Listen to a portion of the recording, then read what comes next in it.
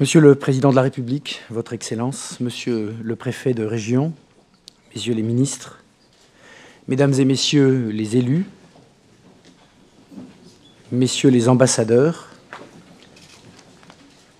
Madame la rectrice de l'Académie de Dijon, Monsieur le Président de l'Université de Franche-Comté, cher Jacques, Madame la Présidente du Centre INRA de Bourgogne-Franche-Comté, chère Nathalie, Mesdames et Messieurs les chefs d'établissement, cher François, Mesdames et Messieurs les membres de la communauté universitaire, chers collègues, chères étudiantes, chers étudiants, Mesdames et Messieurs, chers amis, c'est avec un grand plaisir et avec émotion que j'ouvre devant vous cette cérémonie de remise du titre de docteur honoris causa de l'Université de Bourgogne à Monsieur Roch Marc Christian Kaboré, président du Burkina Faso. À travers ces mots, Votre Excellence, je vous accueille au nom de toute la communauté universitaire dans sa richesse et sa diversité, enseignants, enseignants-chercheurs, personnel technique, administratif et des bibliothèques, et bien entendu les étudiantes et les étudiants qui sont notre raison d'être, toutes celles et tous ceux sans lesquels un établissement d'enseignement supérieur et de recherche ne saurait être. Notre université puise ses origines dans des racines profondes, ancrée dans l'histoire de notre pays. C'est la création de l'hôpital Saint-Esprit en 1204, qui démarre l'épopée de la présence de l'enseignement supérieur à Dijon. Et ce sera ensuite avec l'installation de l'une des premières écoles de droit en France, en 1722, que notre université prendra forme. Distinction prestigieuse, créée en 1918, le titre de docteur honoris causa a été remis pour la première fois à Dijon en 1932.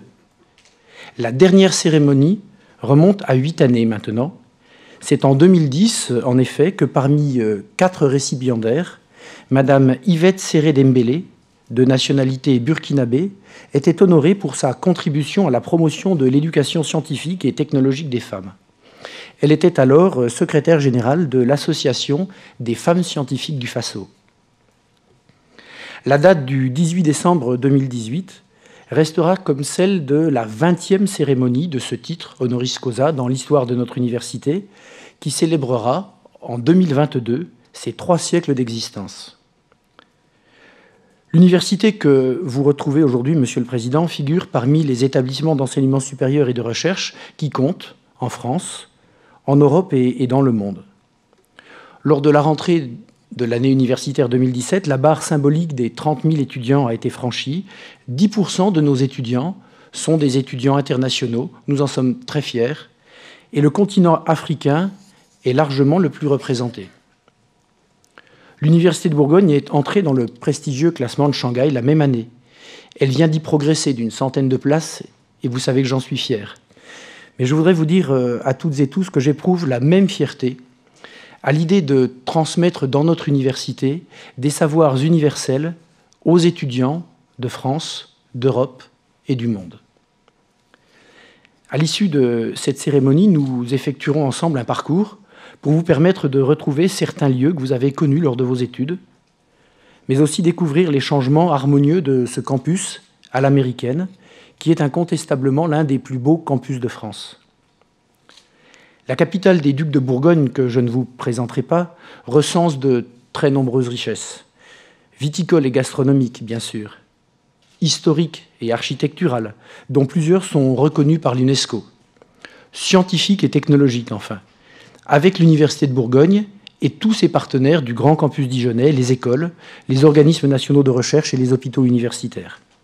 Vous ne méconnaissez pas cette ville pour l'avoir découverte et aimée au cours de vos études. Et Votre Excellence, je voudrais vous dire que nous ressentons tous ici un très grand honneur à vous recevoir et à vous accueillir à Dijon. Dijon, ville qui a vu naître, entre autres personnages illustres, Philippe le Bon, Charles le Téméraire, le compositeur Jean-Philippe Rameau, le sculpteur François Rude, ou encore l'ingénieur si célèbre dont le seul nom suffit à évoquer la France et sa capitale, Gustave Eiffel. Dijon, c'est également cette ville que vous aviez choisie en France pour parfaire votre formation universitaire. Tout votre parcours, Monsieur le Président, nous montre qu'accueillir des étudiants internationaux est une chance pour les universités françaises et un honneur pour notre pays. Et l'actualité récente nous le montre à travers la réaction rapide des présidents d'universités français face à un projet gouvernemental dont vous vous êtes certainement entretenu hier avec le président Macron. À Dijon, vous vous êtes forgé des amitiés fortes. Vous y avez aussi construit votre vie personnelle. Et comment ne pas évoquer à cet instant une autre étudiante, originaire du même pays que vous, et je ne dévoilerai, je pense, aucun secret d'État en disant que c'est à Dijon que vous avez rencontré votre future épouse, Sika Bella Caboret. Après une maîtrise de droit privé à l'université du Bénin, elle a rejoint l'université de Bourgogne où elle poursuivra un 3e cycle universitaire et obtiendra en 1980 un certificat en administration des entreprises. Sa carrière professionnelle se déroulera ensuite au sein de la Chambre de commerce et d'industrie de Ouagadougou, où elle siégera au sein du comité de direction. Et si j'évoque en cet instant la première dame du Burkina Faso, c'est pour saluer ses engagements en faveur des droits des femmes et des enfants. Sensible au respect et à la promotion des droits de l'homme, Madame Caboret s'investit depuis plusieurs années pour la cause des femmes et des enfants. En 2006, elle a créé l'association d'aide à la santé préventive, KIMI, qui signifie protection, parapluie, et elle s'attache notamment à prévenir les principales affections qui les touchent. Votre épouse est aussi engagée en faveur de l'autonomisation des femmes et dans la lutte contre l'excision. En 2016, à New York, dans le cadre des Nations Unies, elle a participé à la concertation francophone sur la lutte contre les violences faites aux femmes et aux filles. Elle présida également une rencontre organisée par le Burkina Faso en partenariat avec la Tanzanie, l'Italie et l'Iran, conférence appuyée par l'UNICEF. Elle insistait alors sur la nécessité d'instaurer, et je la cite, une égalité des sexes qui ne saurait être une égalité mathématique, ni un combat contre le sexe opposé pour occuper une place de prééminence, mais plutôt une opportunité d'égalité de chance, une complémentarité pour parvenir à un développement durable. Autre combat mené courageusement, sans ménager ses efforts, Madame Caboret a conduit une délégation à travers des pays dans lesquels les questions tenant à la santé des femmes et des enfants sont cruciales. Elle veut faire de l'élimination de la pratique de l'excision une réalité. Et pour tous ces engagements, et comme ancienne étudiante de l'Université de Bourgogne, il y a quelques minutes, je vous ai remis à son intention et en souvenir la médaille de l'université gravée à son nom. L'une des richesses de l'enseignement supérieur réside dans sa capacité à tisser des liens internationaux. Car ce qui fait l'université, dans toute la profondeur de ce mot, c'est bien cette communauté formée autour des savoirs, autour de la compréhension du monde et autour de la transmission vers ceux qui apprennent, qui étudient et qui préparent l'avenir. L'université est ainsi, par mission et par vocation, un espace ouvert sur la diversité et sur l'universalité. Et je salue à l'instant les 34 étudiantes et étudiants burkinabés qui sont présents dans cette salle et que vous rencontrerez dans quelques minutes. Un certain nombre de conventions, de partenariats lient notre université avec des établissements d'enseignement supérieur de votre pays qui comptent 4 universités publiques, Ouagadougou, Naziboni, Norbert-Zongo, Ouagadou, compte également des instituts et des grandes écoles. Parmi nos UNFR, parmi nos laboratoires partenaires, je citerai rapidement, et parmi d'autres, le laboratoire Biogéosciences, qui travaille avec vos équipes sur les questions de climatologie et d'épidémiologie, le laboratoire Procédés alimentaires et microbiologiques dans le domaine de l'épidémiologie, de maladies transmissibles, l'Institut de recherche sur l'économie de l'éducation, ou encore le laboratoire d'économie de Dijon, et il y en a d'autres. 3 centres universitaires ont également été créés à l'intérieur de votre pays. Ils viennent en appui des universités et ils assurent dans le domaine des mines, du tertiaire, de la santé ou encore dans celui de l'agriculture des actions de formation et de recherche transversales sur des questions stratégiques pour le Burkina Faso. Il convient d'évoquer maintenant votre propre parcours, Monsieur le Président. Vous êtes un homme clé de la vie politique de votre pays depuis 1983. Né le 25 avril 1957 à Ouagadougou, catholique, issu de l'ethnie Mossi, vous êtes le fils d'Antonine et Charles Bila Caboret, tous deux enseignants de formation. Et votre père occupera diverses fonctions éminentes. Vous arrivez en France, à Dijon, en 1975. Après vos études à l'Université de Bourgogne, vous rentrez dans votre pays, qui à l'époque s'appelait encore la Haute-Volta. C'est l'ancien royaume de Ouagadougou, qui était devenu protectorat français en 1896. Il devient la République de Haute-Volta le 11 décembre 1958 et accédera à l'indépendance le 5 août 1960. En août 1984, le président Sankara rebaptisera votre pays le Burkina Faso. Littéralement, ce nom signifie le pays des hommes intègres.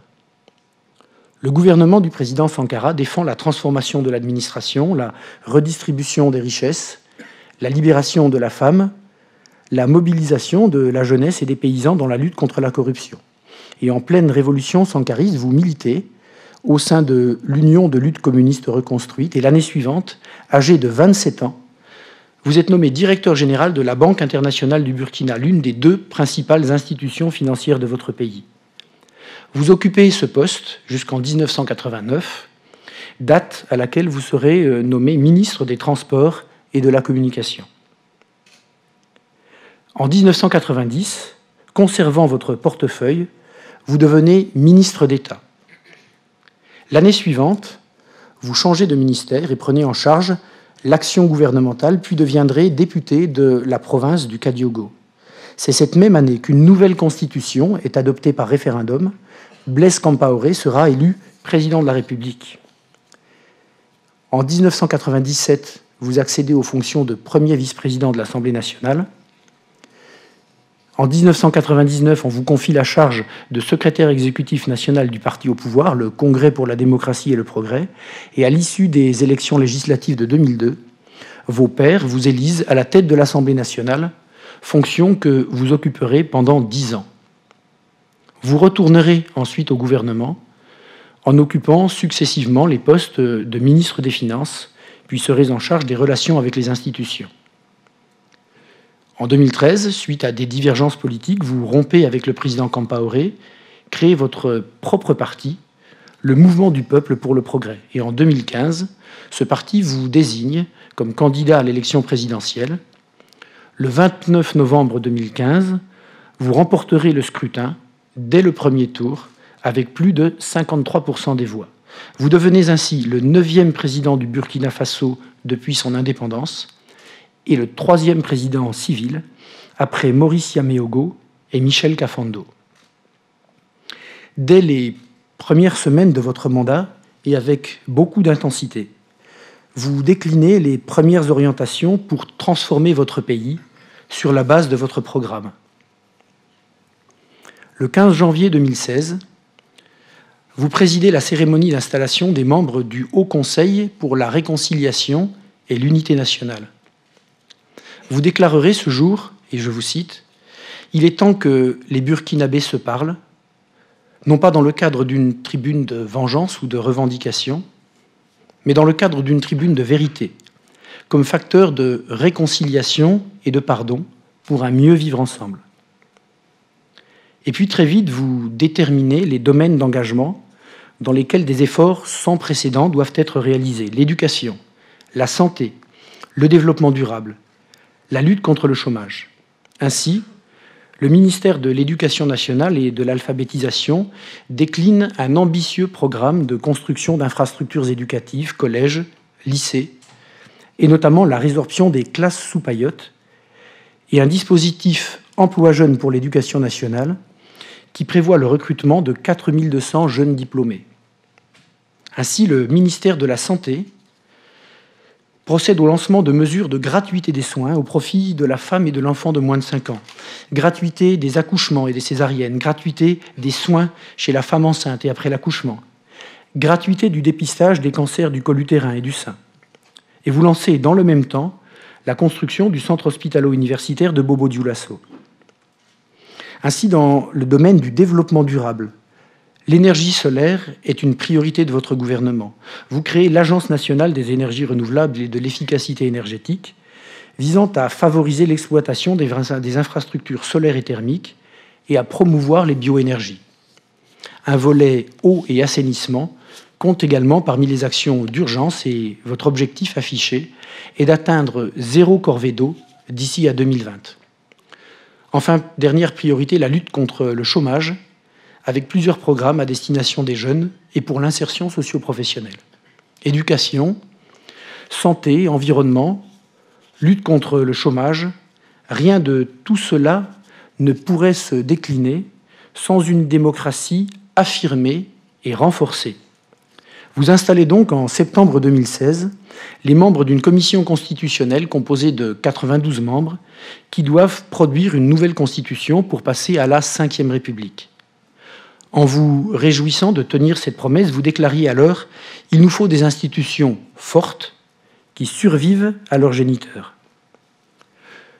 Le rééquilibrage des pouvoirs et l'indépendance de la justice sont deux de vos sujets de préoccupation dans ce processus de réforme constitutionnelle. Vous êtes en faveur d'une rationalisation des dépenses publiques, d'une réduction du train de vie de l'État, et l'un de vos principaux objectifs est de réduire le taux de pauvreté d'ici à 2020. L'État démocratique que vous présidez s'est doté d'institutions fort semblables à celles de la France et qui viennent consolider l'État de droit.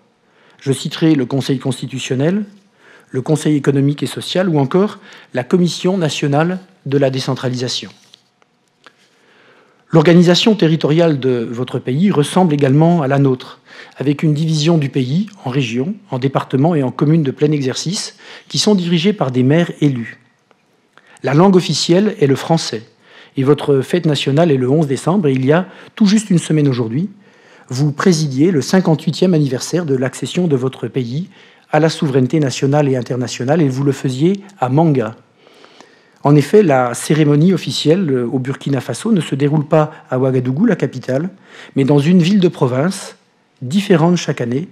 Cela permet de préparer un an à l'avance ce moment fort pour le pays, d'y associer tous les citoyens, et l'État investit pour la construction de structures et de routes qui seront nécessaires et qui, au lendemain des célébrations, seront autant de nouveaux équipements au service des populations locales. Monsieur le Président, en France, 2018 fut une année émaillée par de nombreuses cérémonies pour commémorer la fin de la Première Guerre mondiale. Le point d'orgue fut le 11 novembre dernier avec une cérémonie à l'Arc de Triomphe à Paris. Et dans toutes les communes, les villes et les villages de France, on a également rassemblé nos concitoyens. Et ici même, à l'Université de Bourgogne, nous avons eu un temps sobre de recueillement.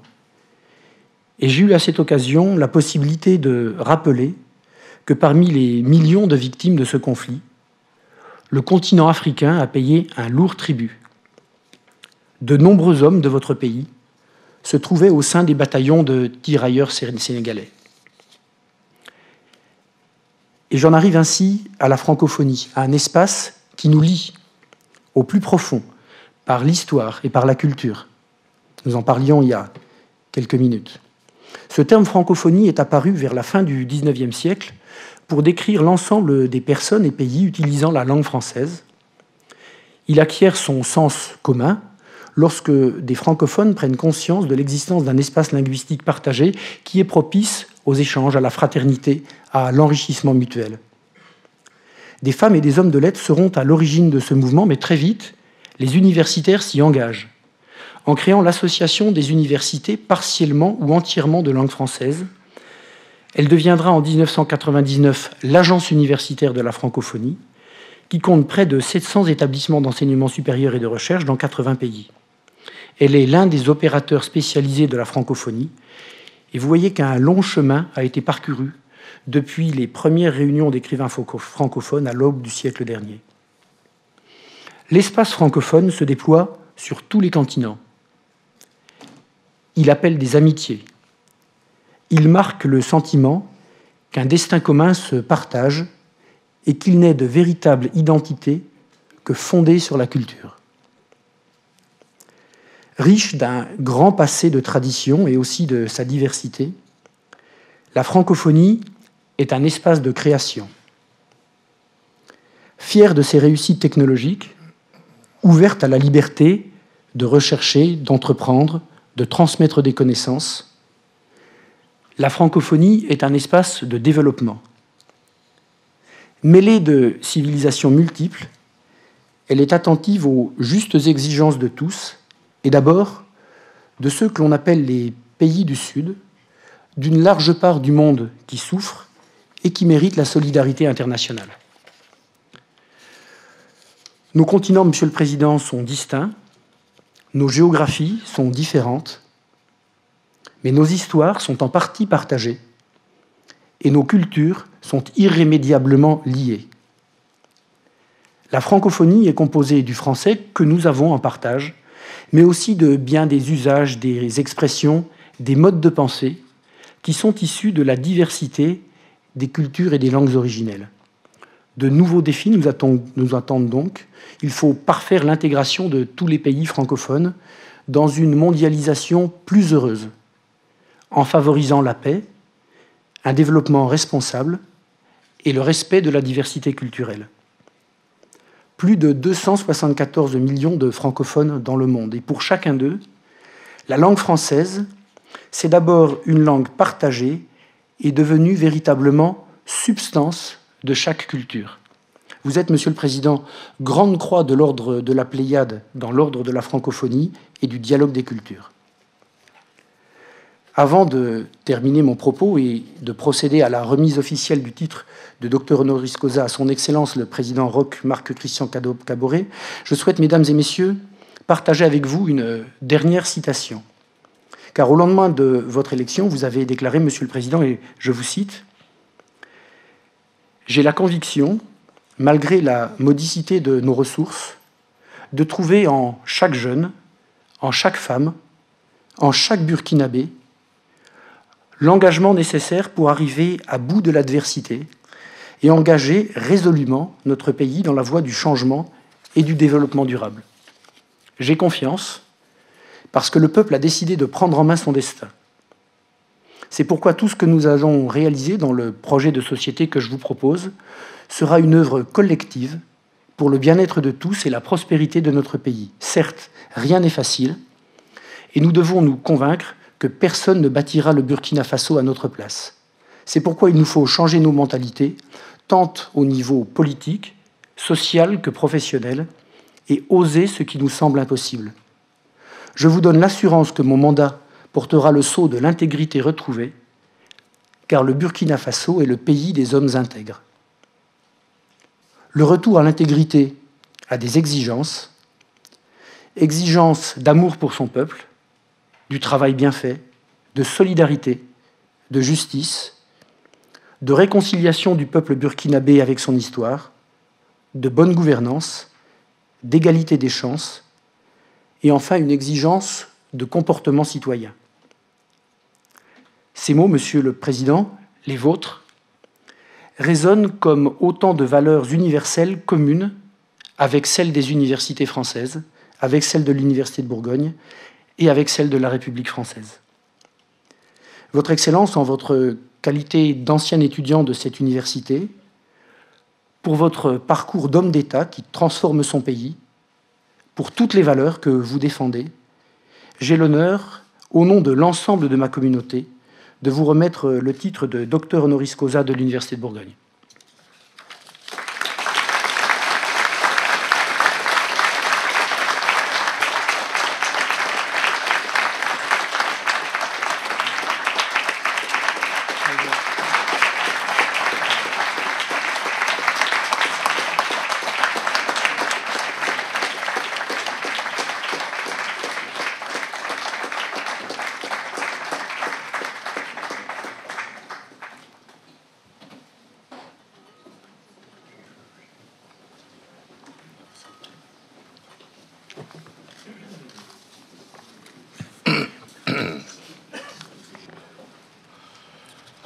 Monsieur le préfet de la région de Bourgogne-Franche-Comté, Mesdames et Messieurs les élus,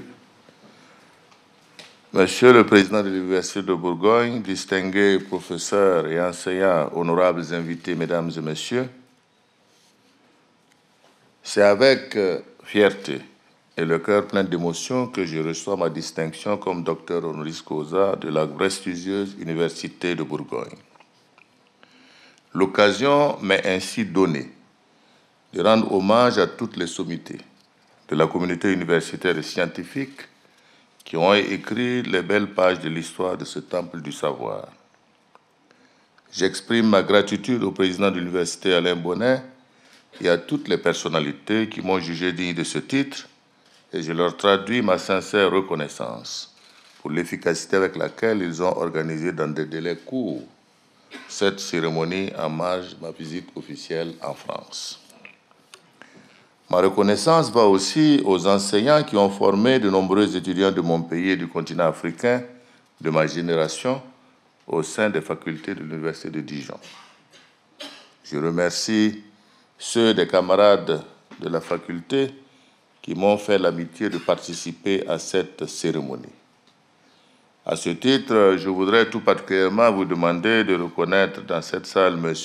Simon Comporé, avec lequel le long compagnonnage que nous avons commencé ensemble depuis 1975 à 80 se poursuit encore aujourd'hui. Actuellement, ministre d'État à la présidence du Faso, il a été élu plusieurs fois maire de la ville de Ouagadougou, qu'il a merveilleusement transformé. Donc, M. Simon Comporé, si vous pouvez vous mettre...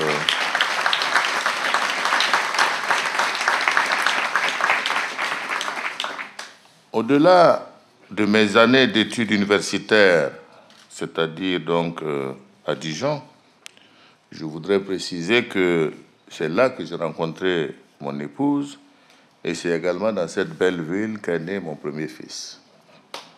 Autant, je dirais, de souvenirs, de rencontres qui ont contribué à me forger.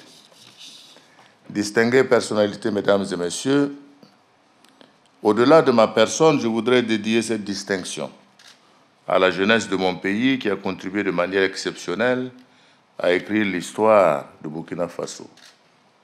Sans revenir sur toutes les dates les plus marquantes de cette histoire, je dirais simplement que plus proche de nous, l'insurrection populaire des 30 et 31 octobre 2014 a été un tournant décisif et une victoire de la jeunesse sur l'autoritarisme d'un régime qui ambitionnait de s'éterniser au pouvoir, créant ainsi les conditions d'un retour à une vie démocratique normale consacrée par les élections couplées présidentielles et législatives du 29 novembre 2015. C'est à cette occasion que le peuple burkinabé m'a fait confiance pour présider aux destinées de la nation au terme d'une élection démocratique et transparente. En ce jour chargé d'émotions, ce rappel me paraît important pour situer le rôle de la jeunesse dans l'évolution démocratique de mon pays et souligner l'ampleur du devoir qui est le mien vis-à-vis de cette jeunesse.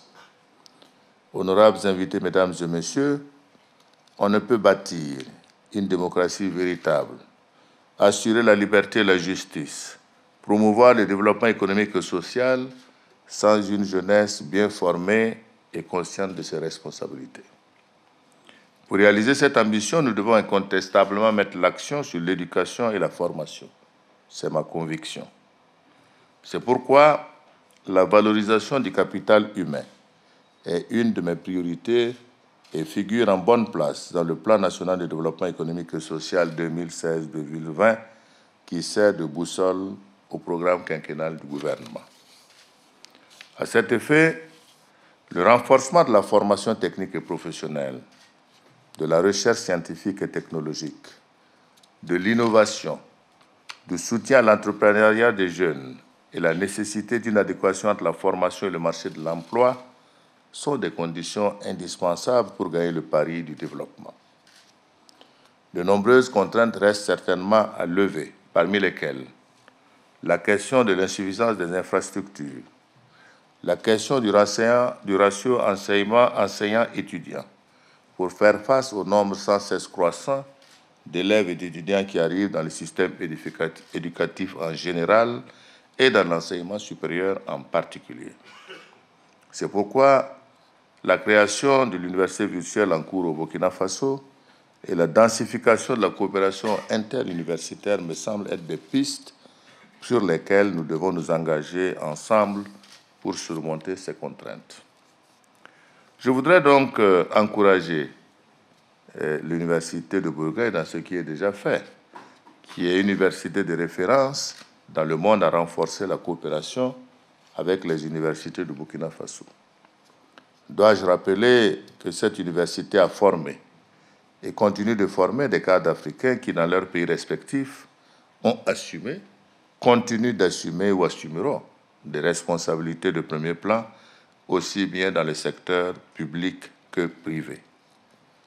Je voudrais, avant de terminer, vous remercier des mots aimables que vous avez prononcés également vis-à-vis de mon épouse et de moi-même, parce que votre discours a été tout à fait complet.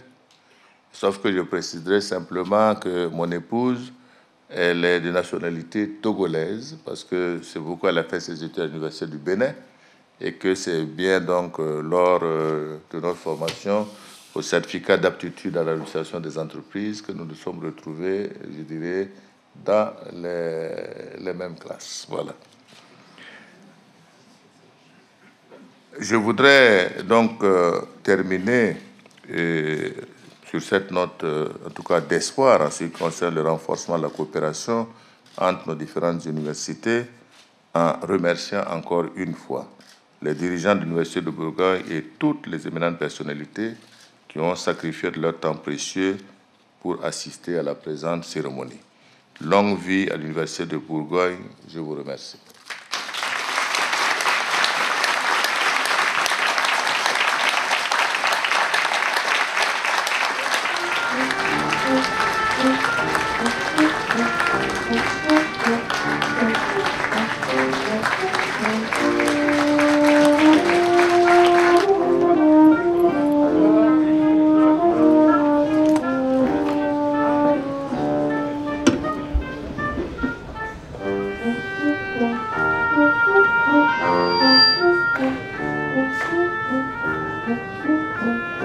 Ouais, on va mettre là, puis on va mettre le livre dedans.